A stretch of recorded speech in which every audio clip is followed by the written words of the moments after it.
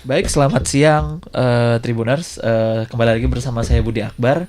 Kali ini dalam konten Malang Live kita akan bicara mengenai Bakorwil 3 Kota Malang. Yang di sini kita sudah kedatangan Kepala Bakorwil 3 Malang, Bapak Asep Kusdinar, SHUT MH, yang SHUT-nya Sarjana Kehutanan, betul? Betul. Selamat datang Pak Asep.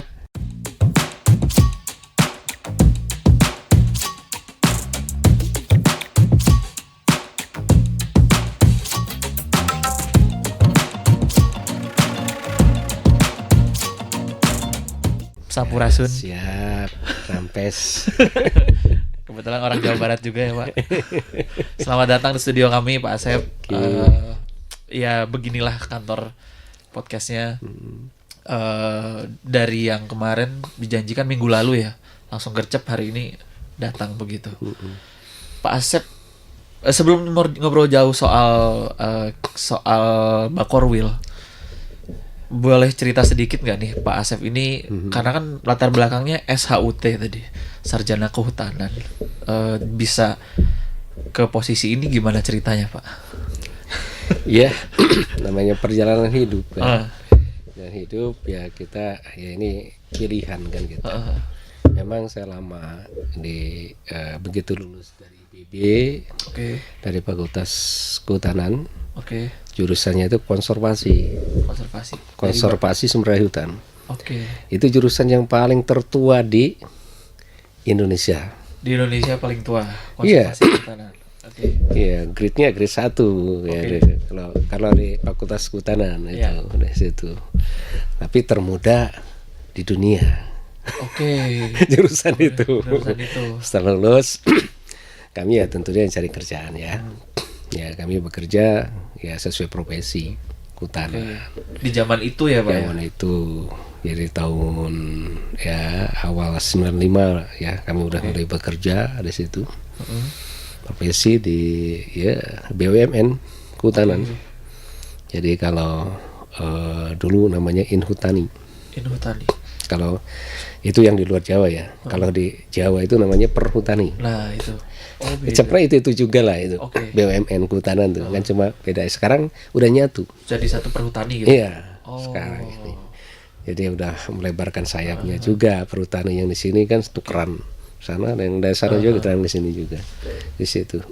Berarti lulus dari Bogor, dari asalnya Sumedang ya Pak ya? Sumedang, kuliah di Bogor, terus ke Sumatera. Sumatera saya. Ke Sumatera mana Pak? Iya itu Sumatera. Ya hampir semua dijelajahi sebenarnya saya tuh kan gitu. Jadi sempat di Palembangnya ya, kemudian sempat di di Medan ya, dan Aceh kan. Aceh balik lagi kan. Ke Palembang, kemudian ke Lampung. Nah dari itu terakhir mau dipindah ke Jambi. Itu masa apa kan, masa reformasi gonjang ganjing saat itu. Jadi zamannya Gus Dur ya presidennya waktu itu. 98 ya, 98-an. Era transisi Soeharto berarti ya Pak? Ya, di situ. Era transisi Soeharto, maaf ya. Di situ ada bahasa hutan serahkan ke masyarakat. Propaganda itu. Hutan serahkan ke masyarakat. Dan itu kebetulan yang ditangani oleh saya itu ya, itu 33.000 hektar kan. Nah, 15 ribuan itu dicaplok oleh masyarakat kan. Padahal itu udah siap untuk dipanen itu. Caplok tuh gimana Pak? Maksudnya dikuasai gitu. Dikuasai? Oleh masyarakat gitu, atau gimana? Iya, dikuasai, diambil kayunya kan gitu. Hasilnya diambil, dijual oleh mereka. Karena dianggap itu adalah hak mereka. Jadi hutan olayat bahasanya, olayat tuh hak ya di situ. Jadi ya kita kan berpikir, wah ini seperti apa kok seperti ini gitu. Jadi undang-undangnya, aturan juga kembali ke nol, penegakan hukumnya kan gitu, nggak jalan sama sekali. Dari situlah saya berpikir masuk PNS. Oke. PNS itu awal mulanya saya masuk PNS di situ. Oh berarti perhutanan dulu tuh bukan BUMN, bukan PNS Pak, atau gimana sistem? Itu BUMN. BUMN. Ya. Oh. Sebenarnya itu bisa langsung saya masuk ke kementerian saat itu. Nah, tapi saya kan karena ketidaktahuan, karena kelamaan di hutan, ketidaktahuan prosedurnya, ya saya harus ngikuti tes kan. Ikut tes, alhamdulillah lulus gitu, PNS itu. Jadi sebenarnya tanpa tesnya udah bisa masuk gitu, nggak cuma masa kerja hilang gitu. Oh, nggak diakui berarti? Nggak diakui aja. Gitu ceritanya tuh awal mula masuk PNS itu. Lama di Sumatera, Lampung, terus pindah ke Jawa Timur ceritanya. Jawa Timur ya masuk tahun 2012 lah. 2012. Ditempatkan di Dinas Kehutanan Provinsi Jawa Timur. Dinas Kehutanan dulu berarti, nggak langsung masuk Bakorwil 3 Pak? Enggak, memang karena itulah, karena profesi ya. Kayak saya kan pendidikan dari kehutanan, terus pengalaman banyaknya di kehutanan juga kan gitu. Tapi di kehutanan kan sebelum pindah ke Jawa Timur, ke Dinas Kehutanan Provinsi Jawa Timur kan di sana juga kehutanan juga di Lampung juga kan gitu. Ya, Pak, ya semuanya. Iya, linear sini. Walaupun sempat ke Bapeda gitu, tapi kan nggak lama Bapeda itu. Karena pergeseran gitu aja. Akhirnya di Kehutanan Jawa Timur berapa tahun, Pak? Iya, itu sejak 2012 lah akhir ya. Sampai sekarang sampai tahun 2020 berarti. 8 tahun lagi ya. Iya, di sana gitu. Saya sempat ditempatkan di perlindungan hutan. Terus tempatkan di planologi. Tempatkan di Tahura, Taman Hutan Raya R. Suryo. R. Suryo di mana tuh, Pak?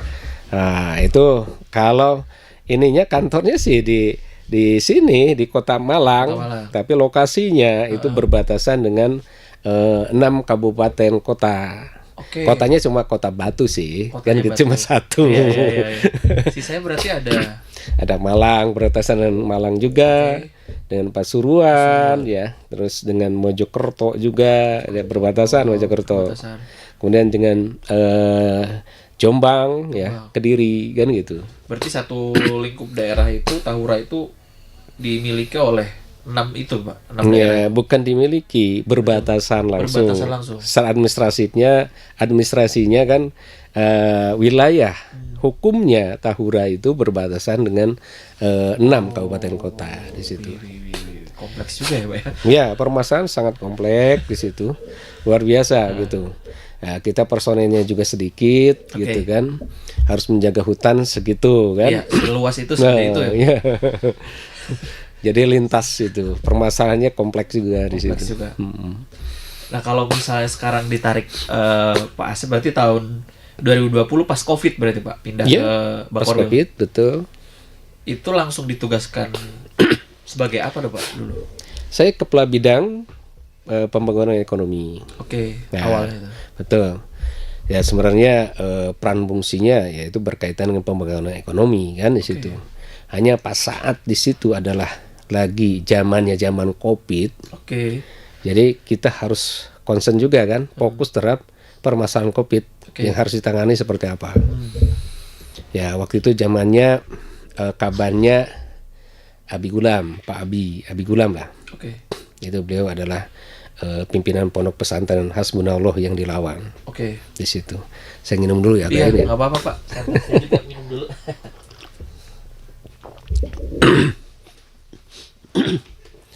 Nah, beliau waktu itu menginisiasi untuk membuat posko Covid. Tahun 2020 itu posko Covid. Iya. Ya. Jadi di situ ada 3 kabupaten kota ya. Ada Kota Malang, Kabupaten Malang dan Kota Batu. Ya mereka kan beda-beda wilayah dan tentunya kebijakannya beda juga ya. Yang 3 ini. Tapi beliau mampu untuk menggabungkan, mengkolaborasikan saat itu. Kemudian dikoordinasikan dan mereka tidak mudah memang untuk disatukan gitu. Nah, sampai bisa bersatu gitu. Untuk penanganannya itu. Keras kepala juga berarti Pak? Iya. Ya gimana pun juga kan persoalan politik juga ada di situ. Ya kalau banyak korban, banyak yang sakit kan ya. wah ini berarti daerahnya yang berbahaya kan gitu. Berarti penanganannya kurang kan di daerah itu kan gitu. Ada persepsi itu ya Pak? Iya, mesti dia hati-hati betul gitu kan. Nah, sampai satu goal ya, satu tujuan utama yaitu penanganan bersama. Nah, itu kan luar biasa. Iya. Menghantarkan itu. Dan itu tidak mudah. Kita bagian mantau itu di setiap jam 4 sore TET.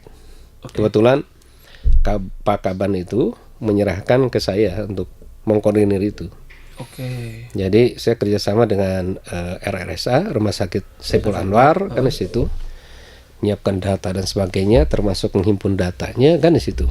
Jam 4 saya sampaikan ke Kaban langsung gubernur kan gitu. Oh, berarti waktu itu di zaman COVID, Pak Korwil punya inisiasi semacam apa? Jadi posko untuk penanganan COVID. Iya, di situ. Oke. Nah, namanya penanganan COVID itu, itu kan dianggap bencana toh. Betul. Itu tanggung jawab bersama kan gitu. Iya. Jadi bukan hanya tanggung jawab Pak Korwil juga. Pemerintah daerahnya harus tanggung jawab. Kemudian unsur dari TNI, Polri juga, termasuk kesehatan semua harus ikut terlibat di situ semua. Iya. Makanya kan ada dapur-dapur itu yang nyiapkan kan dari TNI itu. Oh iya, dapur darurat itu ya Pak ya. Iya. Iya benar sempat ramai. Iya, di situ disiapkan semua yang kan memang keluhannya apa kalau TNI itu. Kalau musuh kan kelihatan katanya, tembaknya ini nggak bisa kelihatan itu rebanya kan. Iya gitu. benar juga. Nggak tahu virusnya yang mana ya Pak ya. Mana ini musuhnya katanya. Benar. Sejalan itu Pak, sebenarnya ini jadi pertanyaan besar.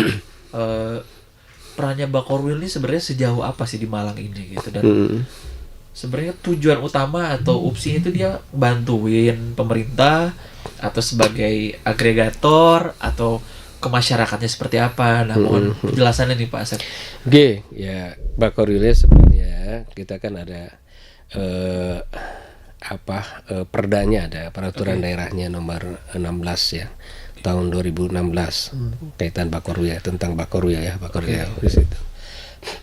Kemudian kalau peraturan gubernurnya kaitan peran fungsinya itu sudah diperbaharui nomor 72 tahun 2023 ya di situ. Nah, intinya peran fungsi dari Bakorwil itu nah itu merupakan perpanjangan tangan dari gubernur. Perpanjangan tangan dari gubernur. Jadi bisa dikatakan di situ ya, kita bisa sebagai intelijen di situ, sebagai medianya. Kenapa sebagai intelijen? Gimana pun juga kejadian apapun yang ada di wilayahnya, termasuk wilayah Bakorwil Malang, itu harus tahu duluan dibanding pimpinan kita gubernur kan gitu. Dia harus tahu duluan. Karena dari situ kita harus memberikan rekom. Jadi penanganannya seperti apa kan terkait itu. Nah itu harus segera disampaikan kan. Nah sampaikan dari situ, tentunya gubernur kan itu mesti ada aparatur penunjang lagi. Ada OPD ya di situ. Ada dinas apa macam-macam, dinas sosial ada BPBD misalkan di situ dan lain sebagainya. Jadi sesuai dengan itunya teknisnya itu disampaikan ke OPD teknis untuk ditindaklanjuti segera di situ. Itu salah satunya. Ya selain itu ya memang kita juga mendukung peran fungsi dari GWPP. Gubernur sebagai wakil pemerintah pusat di situ. Strategi kami kalau di Bakorwil Malang itu menyiapkan atau memfasilitasi KSB, kerjasama daerah di situ. Kita fasilitasi kayak yang sudah kami laksanakan ya. Ini ada Malang Raya Maju Bersama ya. Ada 3 kabupaten kota ya. Ada Kabupaten Malang, Kota Malang, Kota Batu. Nah, di situ kan semuanya kaitan urusan pemerintahan dan urusan pembangunan. Nah, dipayungi dengan KSB itu atau MOU lah. Nah, di situ. Nah, lebih spesifiknya lagi nanti antar daerah, antar OPD di 3 kabupaten kota itu dibuatkan PKS-nya, perjanjian kerjasama. Itu Itu bisa terkait dengan lingkungan ya. Oh, macam-macam berarti. Terkait dengan lalu lintas misalkan, macam-macam bisa di situ. Nah, kita tinggal mantau aja di situ ya. Jadi tindak lanjutnya seperti apa. I see. Nah, di situ. Kemudian selain itu juga kita yang sudah ada ya, yang kita fasilitasi dari Bakorwil itu ada kerjasama kawasan Bromo. Kerjasama kawasan Bromo. Bromo Tengger Semeru. Oke. Itu ada 7 kabupaten kota. Oke. Ya. Jadi yang berbatasan langsung itu kan ada Pasuruan, ada Malang, ada Lumajang, ada Probolinggo. Ya. Memang kalau Lumajang, Probolinggo itu masuk Bakorwil 5. Oke. Tapi yang menginisiasi kita. Berarti Bakorwil 3 ini sebelum lebih jauh berarti skopnya daerah mulai dari mana aja tuh, Pak? Kalau daerahnya sih mulai dari Blitar ya. Blitar. Kabupaten Kota Blitar, terus Malang Raya, Pasuruan, terus Sidoarjo, kemudian Surabaya. Nah, tapi kan kalau kaitan kawasan Bromo ini itu ada lintas lagi. Dengan Bakorwil 5. Bakorwil 5 di Jember. Ya, di situ. Itu kan baru 4 ya yang berbatasan langsung. Kemudian yang penunjangnya yaitu tentunya kan harus didukung oleh penunjangnya, wilayah penunjang. Jadi kota Probolinggo masuk, kota Pasuruan masuk, dan kota Malang. Masuk. Jadi makanya 7 di situ. Makanya 7. Di situ. Nah, dari situ kita dorong lagi untuk membuat PKS-nya. Biar jelas siapa berbuat apanya. Dari 7 itu. Dan sekarang yang kita siapkan juga, kita fasilitasi itu kaitan dengan kontingensi. Apa tuh? Bencana. Kontingensi bencana. Kebencanaan. Memang kita kan tidak tahu lah masalah kebencanaan itu. Itu bisa terjadi atau tidak, kan gitu. Tapi gimana pun juga kita kan harus siap. Ya, ini kan menyangkut pelayanan masyarakat toh. Mitigasi itu ya, Pak ya. Iya, jadi harus disiapkan gitu. Nah, dan ini kita disupport juga ada BNPB. Dan juga kita sudah ada kerjasama dengan Australia. Jadi kemitraan Australia, government ya, udah Australia dengan Indonesia. Untuk memfasilitasi itu ide awalnya dari kita. Dari Bakorwil 3. Ya, kita bagian mengkoordinasikan anggaran di mereka ada.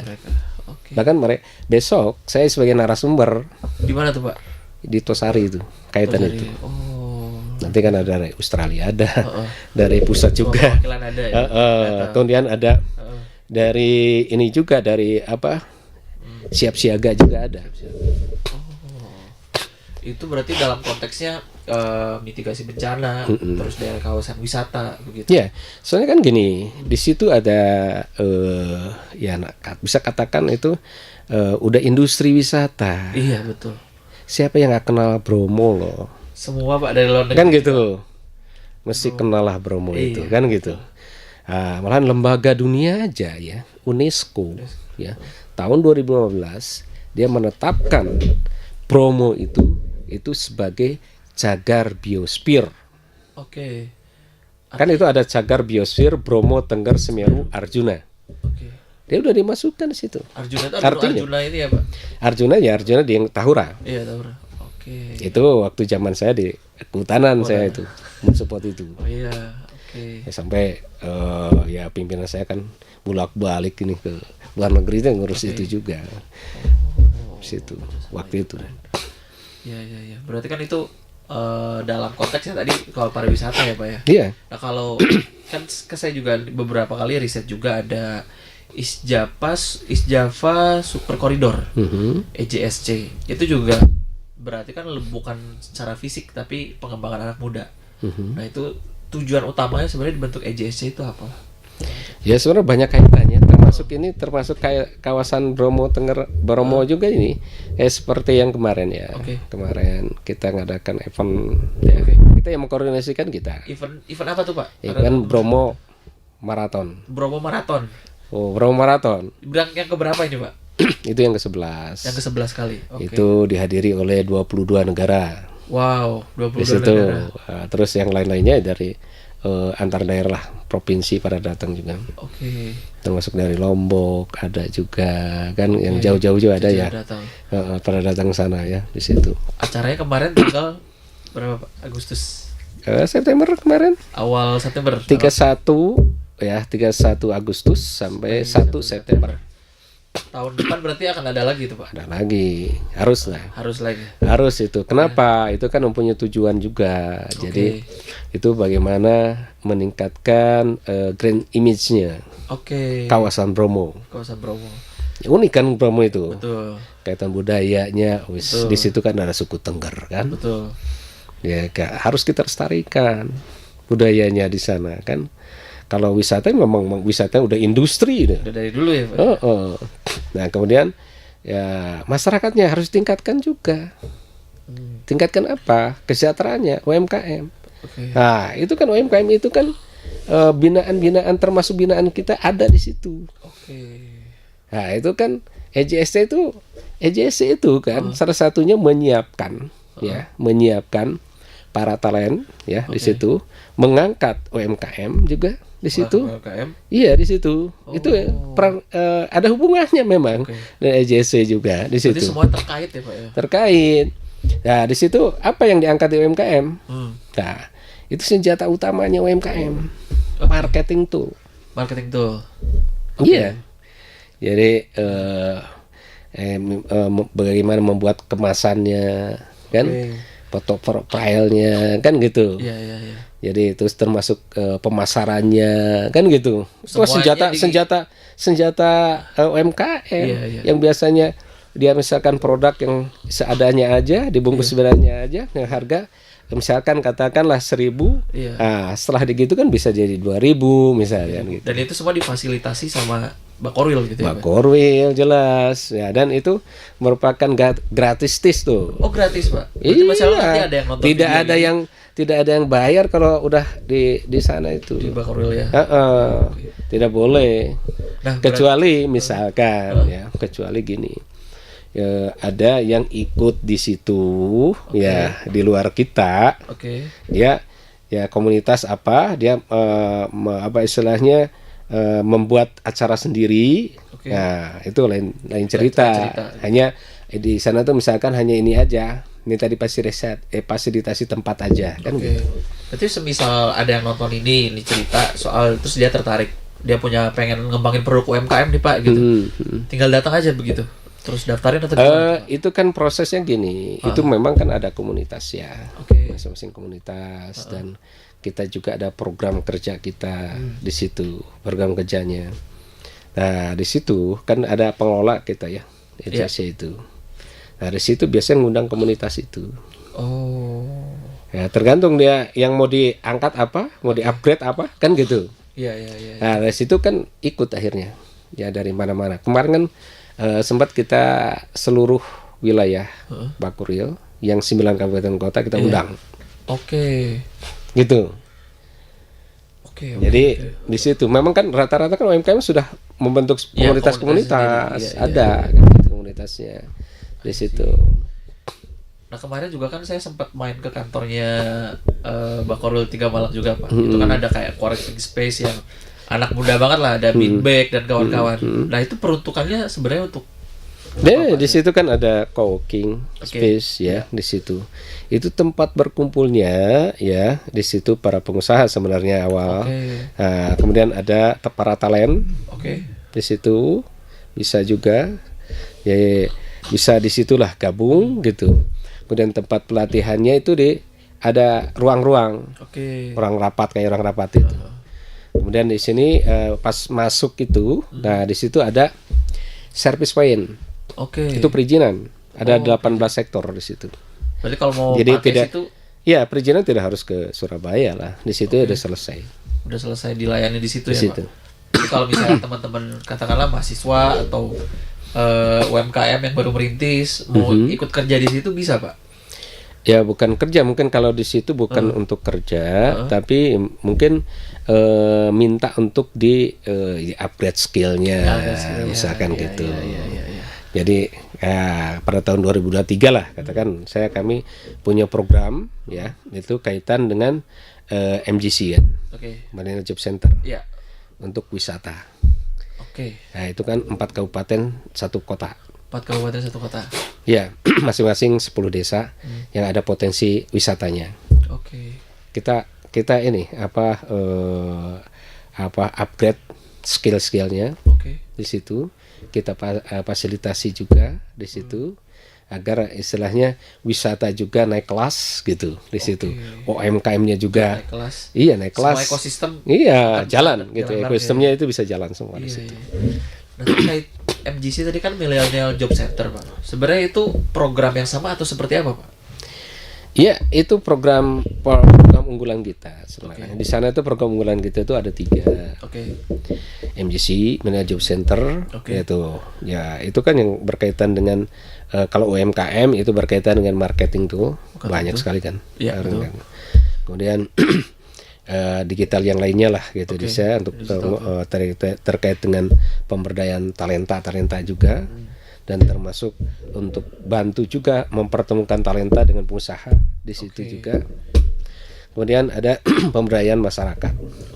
Ya khusus kaitan UMKM di situ. Jadi ada kaitannya akhirnya kan di situ. Semuanya kesinambungan gitu. Jadi kayak ekosistem di situ. Termasuk service point kan? Iya, betul. Perizinannya juga kan di situ. Jadi udah satu ini. Itu sebenarnya udah masuk Nawabakti Satya, gubernur kita yang periode 2019-2024. Ibu Hopipa, Inderwa Wangsa dan Pak Emil. Itu. Jadi Nawabakti Satyanya itu masuk dalam baktinya, Bakti Jatim Kerja. Jadi kaitan dengan memberdayakan masyarakat supaya dapat pekerjaan. Nah, kalau pekerjaan di sana beda dengan kita sebagai PNS. Para talent itu. Jadi tidak dibatasi waktu. Mereka itu bisa aja dia bekerja malam gitu kan. Sesuka dia kadang-kadang. Tergantung dapat orderannya ya, di situ, tergantung dapat orderan. Ya, dengan KEK juga kita kolaborasi juga gitu kan, KEK Singosari itu kan. Gitu. Menarik ini soal KEK Singosari kan lagi dibangun, progresnya cepat nih, Pak. Kerjasamanya Bakorwil nanti sama KEK seperti apa nanti? Nah itu berkaitan dengan talenta aja. Talenta. Menyiapkan talenta. Kita mensupport talenta. Di sana kan ada pengusaha-pengusaha besar gitu kan. Di situ. Jadi kita punya talenta gitu kan di situ kan. Jadi itu pertemuannya itu udah ada namanya TMF. Talenta Millennial Festival. TMF, Talenta Millennial Festival. Iya, itu ajang promosi di situ. Baik produk maupun talenta, termasuk pengusaha yang ada di situ. Udah jalan atau akan jalan nih, Pak? Udah 2 kali. Udah 2 kali di bulan. Tahun depan ketiga kali lah. Tahun depan insya Allah 3 kali. Berarti kalau dalam waktu dekat ada kegiatan atau eventnya Bakorwil 3 ini apa, Pak? Yang bulan September ini atau Oktober? Ya ini kalau ini hari jadi. Hari jadi provinsi. Ya, hari jadi provinsi ya tentunya dikebiarkan untuk pelayanan masyarakat lah. Ya di situ. Ya mungkin kami akan menghadirkan kabupaten kota yang 9 kabupaten kota di situ dengan segala potensinya gitu. Di situ termasuk kaitan gitu, budaya, termasuk budaya, termasuk UMKM-nya, UMKM unggulannya, misalkan di situ. Karena sekalian promosi, Pak. Acaranya di mana nanti? Iya di Bakorwil. Di kantor Bakorwil. Iya, kita walaupun luasnya segitu, ya kita manfaatkan lah. Luas itu, Pak. Dan ya untuk ininya penariknya ada yang gratis-gratis ada. Ada. Kayak bakso Malang tak gratisin nanti. Kalau mau makan ya. Mungkin kawan-kawan mau hadir atau adik-adik mau hadir di sana ya kita gratiskan di situ. Acaranya berapa hari? Kira-kira? Ya kalau acara nggak lama sih 2 hari. 2 hari. Pasar murah ya kita sediain pasar murah di sana. Gitu. Jadi ada banyak sih event-event yang menarik sebenarnya di sana. Nanti itu. Termasuk hiburannya kita sediain juga.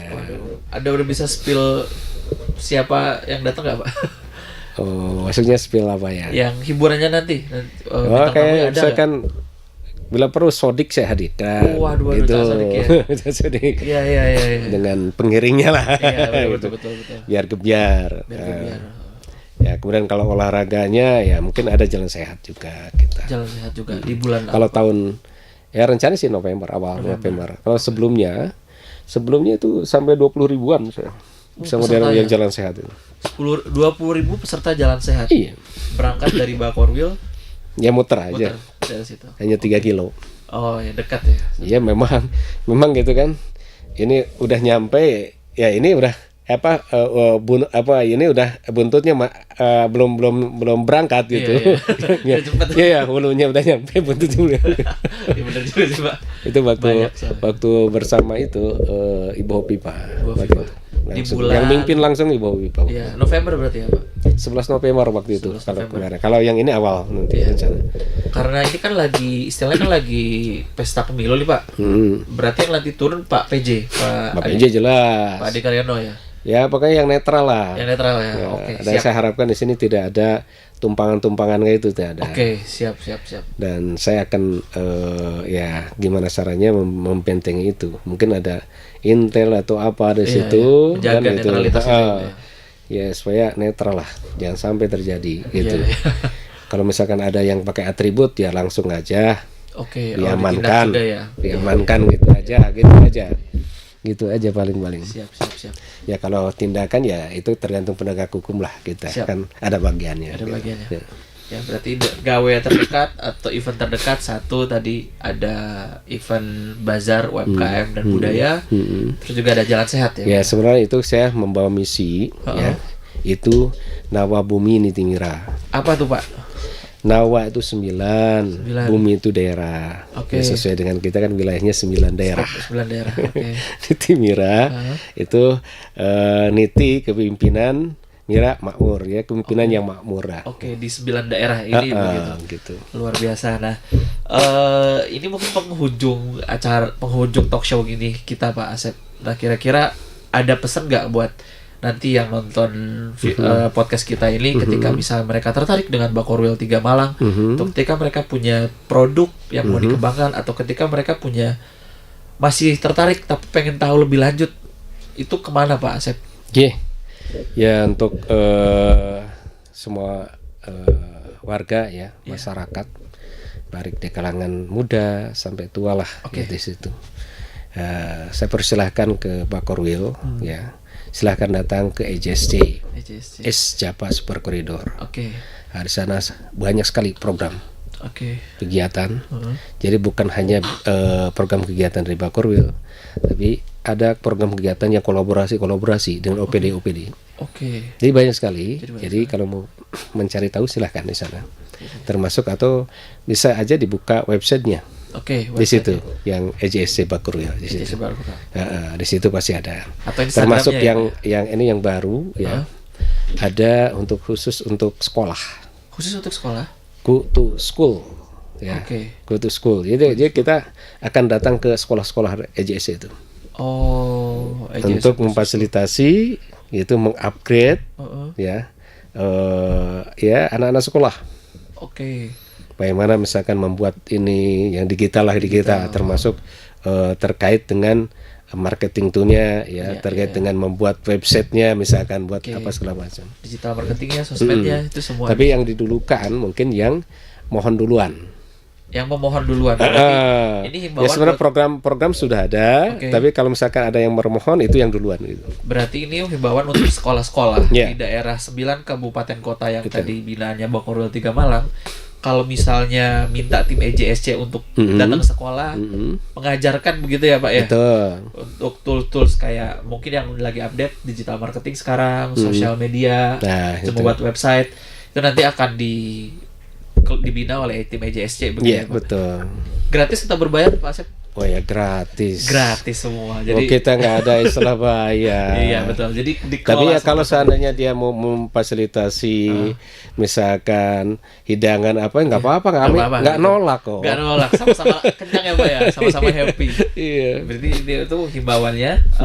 Terus kalau sosial medianya ada di teman-teman di Bakorwil 3 Malang ya Pak ya? Iya. Bakorwil Malang. Di situ juga update juga ya Pak? Update, humasnya ada. Humasnya ada juga. Gitu. Baik, Tribuners, jadi nanti kalau misalnya pengen tahu lebih lanjut soal kegiatan-kegiatannya Bakorwil 3 Malang, buat kalian yang ada di daerah Blitar, Malang Raya, Pasuruan, Sidoarjo maupun Surabaya, boleh berkunjung di Bakorwil 3 Malang untuk Instagramnya. Terus websitenya ada Bakorwil 3 Malang juga ya Pak ya, kurang lebih sama. Terima kasih Pak Asep atas kunjungannya. Sami-sami. Berkah terus Pak, Ya, sehat selalu. amin. Mudah-mudahan acaranya lancar sampai akhir tahun. Amin. Dan juga tadi menjaga netralitas ASN-nya juga lancar begitu Betul, Pak. amin. Terima kasih. Assalamualaikum warahmatullahi wabarakatuh. Waalaikumsalam warahmatullahi wabarakatuh. Download Tribun X sekarang. Menghadirkan lokal menjadi Indonesia.